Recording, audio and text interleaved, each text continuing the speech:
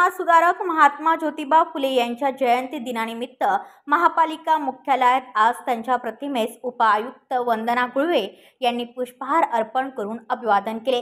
यासमयी उपस्थित विभाग प्रमुख माहिती व जनसंपर्क संजय जाधव, माहिती व जनसंपर्क अधिकारी माधवी पोफळे, सहाय्यक आयुक्त दिलीप वरकडे तसेच इतर अधिकारी व कर्मचारी वर्ग यांनी देखील महात्मा ज्योतिबा फुले यांच्या प्रतिमेस पुष्पसुमने अर्पण करण्यात आली तसेच त्यांना अभिवादन करण्यात आले।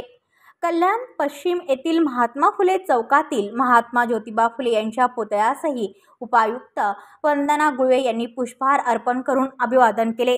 यासमयी विभाग प्रमुख माहिती व जनसंपर्क संजय जाधव, सहाय्यक आयुक्त तुषार सोनावणे, माहिती व जनसंपर्क अधिकारी माधवी पोफळे त्याचप्रमाणे उपस्थित नागरिक यांनी देखील महात्मा फुले यांच्या पुतळ्यास पुष्पसुमने अर्पण करून अभिवादन केले। डोंबिवली पश्चिम येथील महात्मा ज्योतिबा फुले यांच्या पुतळ्यास परिमंडळ 2 चे उपायुक्त रमेश मिसाळ यांनी पुष्पहार अर्पण करून अभिवादन केले।